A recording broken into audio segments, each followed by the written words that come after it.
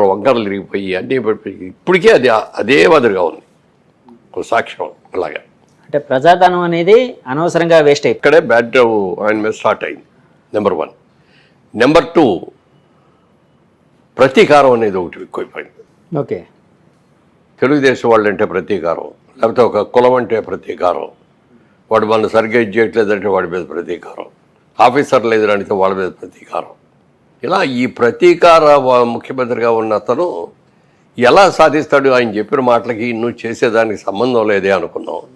ఈ 5 సంవత్సరాల్లో అందరూ కూడా చాలా విసికి వేసారి ఏం చేయాలో తెలియని పరిస్థితిలో ఉన్నారు. ఇది ఉన్నప్పుడు మన ఎలక్షన్లు జరుగుతుంటే మేమందరం కూడా అనుకున్నాం ఈసారి డెఫినెట్గా తెలుగుదేశం గెలుస్తుంది అనుకున్నారు సార్ ముందే.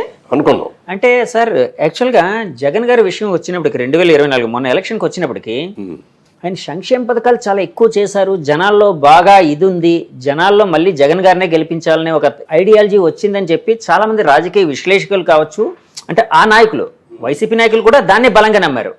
అలాగే విశ్లేషకులు కూడా అలాగే చెప్పేవారు, ఎలాగైనా జగన్ గెలవబోతున్నారు ఎందుకంటే సంక్షేమం ఆయన గెలిపిస్తుందని.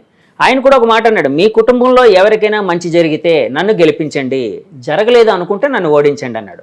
సో ఏదో ఒక విధంగా ఏదో ఒక పథకం ఈ ప్రతి కుటుంబానికి వెళ్ళింది కదండి. అంటే అది కూడా ఆయన్ని ఓడించి తెలుగుదేశాన్ని గెలిపించేంత ఇదిగా ఉందని ఎలా భావించారు సార్? అంటే ఏదైనా స్ట్రాటజీ అంటే ఆయన ఇప్పుడు కూడా రండి, ఒక బండికి 2 ఎడ్లు ఉంటాయి, 2 ఎడ్లు సమానంగా నడిస్తేనే బండి ముందుకెళ్తుంది. ఓకే, ఒక ఎద్దు వెనక్కి ఒక ఎద్దు ముందుకి లాగితే బండి వెళ్ళదు, సాగదు, గమ్యం చేరలేదు. ఇది బండికి 2 ఎడ్లు కూడా, ఒకటేమో అభివృద్ధి, ఒకటేమో సంక్షేమం. ఈ అభివృద్ధి సంక్షేమం 2 కూడా సమానంగా నడిస్తేనే అభివృద్ధి చేసుకుంటా వెళ్ళి సంక్షేమం మర్చిపోతే వీళ్ళందరూ కూడా పాపం పేదవాళ్ళందరూ కూడా చాలా ఇబ్బందులు పడిపోతారు, రైతులందరూ కూడా ఇబ్బంది పడిపోతారు.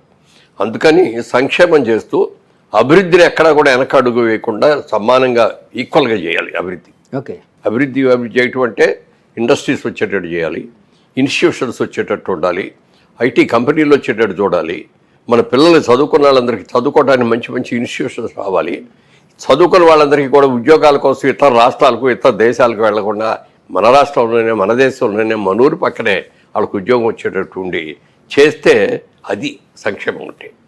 ఆ సంక్షేమం చేయకుండా మనం ఏదో ఫూర్గా ఇస్తున్నాం, వాళ్ళు తీసేసుకుంటున్నారు, మనకే వేసేస్తారనుకోండి. ఎవడు కూడా ఏ తెలుగువాడు కూడా భిక్షగాడు కాదండి. దేహేని బియ్యం అడుక్కొని లేకపోతే డబ్బులు అడుక్కొని ఆడిచ్చిన డబ్బులతో తీసి సంతృప్తి పడ్డావు. నువ్వు ఎవరినైనా ఏదన్నా నిజంగా చెయ్యాలి అంటే దీనికి చిన్న కథ కూడా చెప్తాను. ఓ రాజుగారు ఇట్లాగే మంచి పేరు తెచ్చుకోవాలి అని చెప్పి మంత్రి గారిని పిలిచి మొత్తం రేపటి నుంచి మొత్తం చేపలన్నీ కూడా పట్టేసేసి ప్రతి ఇంటికి చేపలు సప్లై చేయండి ఫ్రీగా. ఓకే, రాజుగారు భలే చేశారు, మనందరికీ కూడా ఫ్రీగా చేశారని చెప్పి అందరూ అనుకోవాలి అని. అప్పుడు మంత్రి గారు అన్నారంట, ఏమంటే అట్లా ఉచితంగా ఇస్తే అంత పెద్ద కరెక్ట్ కాదేమనంటే, లేదు మీకు తెలియదు నేను చెప్తున్నా కదా, ఫ్రీగా ఇచ్చాడు అన్నాడు. ఫ్రీగా ఇవ్వటం మొదలుపెట్టాడు. అందరూ ప్రజలందరూ కూడా అబ్బా రాజుగారికి ఎంత ప్రేమ మన మీద, భలే చేస్తారని చెప్పి అందరూ ఉన్నారు, పొగిడారు కూడా. ఓ సందర్భం ఏదో వచ్చి ప్రాబ్లం వచ్చి ఓ 10 రోజులు ఇవ్వలేకపోయాడు. ఇదే ప్రజలు మొన్న పొగిడని ప్రజలే ఈ నాయకుడికి ఈ రాజుగారికి ఏం తెగులు వచ్చింది, చేపలు లేకపోతే మనం ఎంతో ఎట్లా బతుకుతాం, మనం ఎలా కూర తింటాం, ఎలా ఉంటాం అనుకుంటున్నాడు అని చెప్పి వాళ్ళే తిట్టం మొదలెట్టారు. అప్పుడు మంత్రి గారు వెళ్ళి, నేను ఆ రోజునే చెప్తే మీరు కాదన్నారండి, ఎప్పుడు కూడా ఏది మనం ఉచితంగా ఇవ్వకూడదండి, వాళ్ళని బెగ్గర్స్లాగా మనం చూడకూడదు, వాళ్ళని వాళ్ళ కాళ్ళ మీద వాళ్ళు నుంచోని వాళ్ళ బతికేటట్టు చేయాలి.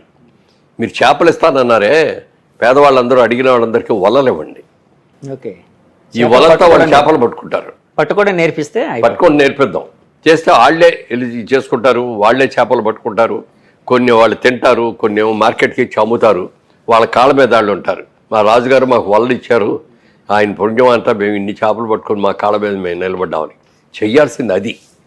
అలాంటివి చేస్తే ఎవరు కూడా ఇదొడదు. ఎవరన్నా వచ్చి అడిగారు, నా ట్రస్ట్ గురించి చెప్తాను, దీని గురించి కూడా అప్పుడు కూడా నేను అనుకున్నది ఇది, ఊరికినే డబ్బులు ఇవ్వటం కాదు, మనం వాళ్ళ కాళ్ళ మీద వాళ్ళు నిలబడేటట్టు చేయాలి అంటే స్టూడెంట్స్ని ఒక వర్గం, అది ఏంటి అనేది డీటెయిల్స్ తర్వాత చెప్తాను.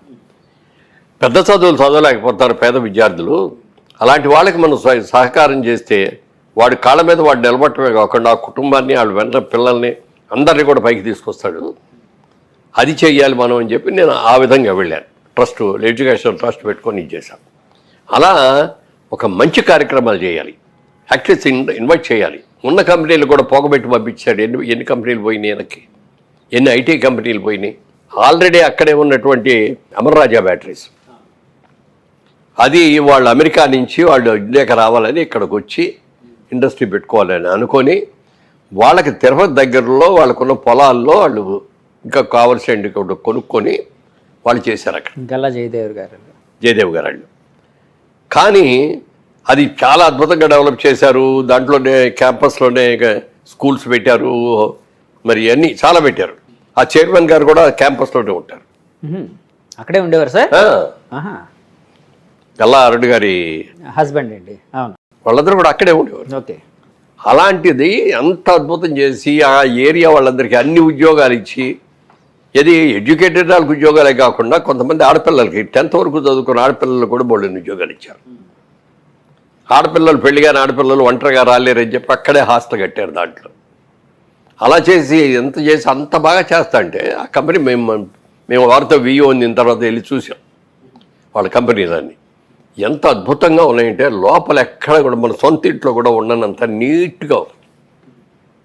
ఎంత బాగా మెయింటైన్ చేస్తారండి, ఎలా మెయింటైన్ చేస్తారంటే అది చిన్న చిరులో విరివాడు. వాళ్ళతో బంధుత్వం ఉందండి? ఉంది. ఓకే, వియ్యం అన్నారు కదా. అంటే మా తమ్ముడు కిషోర్ గారు ఉన్నారు. కిషోర్ గారు అమ్మాయిని అమరరాజా బ్యాటరీస్ వాళ్ళ రమ్మగారని, డాక్టర్ రమ అని ఆవిడ హస్బెండ్ ఇద్దరు కూడా డాక్టర్స్ అమెరికాలో. వాళ్ళు కూడా ఇక్కడికి వచ్చి తిరుపతిలో అమరా బ్యాటరీస్ అని అమరా హాస్పిటల్స్, అమరా హాస్పిటల్ చాలా పెద్ద హాస్పిటల్ కట్టారు. ఇక్కడ మనకున్న పెద్ద పెద్ద హాస్పిటల్స్ ధీటుగా కట్టారు.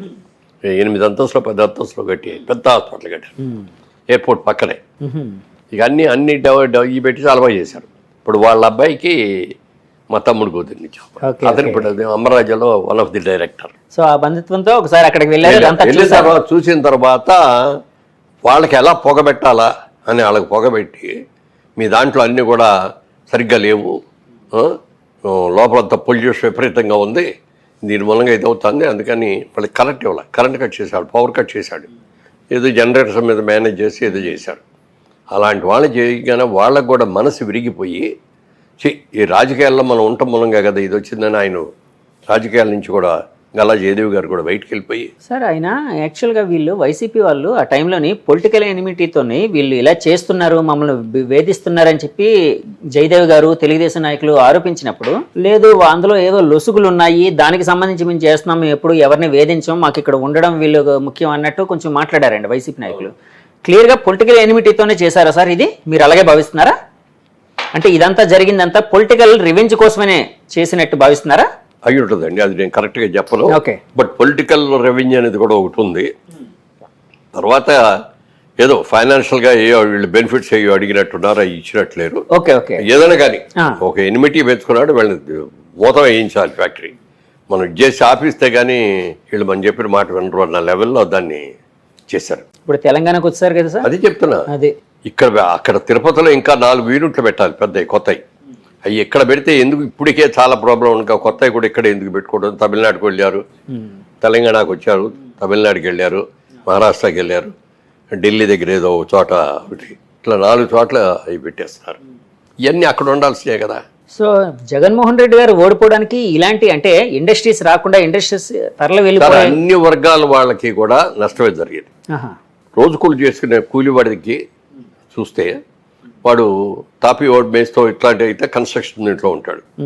తాపి మేస్త్రి ఉన్నా కూడా కింద ఇసుకు తెచ్చేవాడికి, సిమెంట్ మోసుకొచ్చేవాడికి, ఇది చేసేవాడు కూలీలు, అన్ఎడ్యుకేటెడ్ లేబర్ ఉంటారు. వాళ్ళందరికీ చేతి నిండా పనులు ఉంటాయి. పైగా చంద్రబాబు నాయుడు గారు అమరావతి క్యాపిటల్ అని చెప్పి దాని అక్కడ విపరీతమైన కన్స్ట్రక్షన్ అని అనుకున్నాడు. లేబర్ అందరూ అక్కడికి వెళ్ళి ఉండేవారు. అవునండి, ఎవరు వెళ్ళా, యాక్టివిటీ అంతా కూడా తీసేశారు, వాళ్ళకి పనులు దొరకలా. చంద్రబాబు నాయుడు గారు ఉండగా ఇసుక ఫ్రీగా ఇచ్చాడు అందరికీ. మీరు ఎవరికి కావాలన్నా ఇసుక తీసుకోండి, దీని మీద ఏమి ఇది ఉండదు అని. రైతులకు కావాలంటే వాళ్ళ నుంచి ట్రాక్టర్స్ తెచ్చి ట్రాక్టర్స్లో తీసుకెళ్ళండి ఇట్లా అన్నారు. అవన్నీ ఎప్పుడైతే ఆపేశాడు మొత్తం ఇసుక, అసలు ఎన్ని రోజులు ట్రాక్టర్ ఇసుక 10,000 అంతంత రేటు పెట్టుకుంటే ఎవరు కొనగలరు, ఎవరు తీసుకెళ్ళరు, ఎవరు ఇల్లు కట్టుకోండి. పల్లెటూరులో ఉండే ఒక మధ్యతరగతి కుటుంబీకుడు అంతంత రేటుతో ఇసుక కొనుక్కొని ఎవరు కట్టగలరండి. దాంతో తాపి వాళ్ళకి పనులు ఆగిపోయినాయి. కూలీలకి ఎవరికి పనులు లేవు. దాదాపు 3 నెలలు పస్తు పడుకున్నారు వాళ్ళందరూ కూడా. బా అలా చూసుకోండి.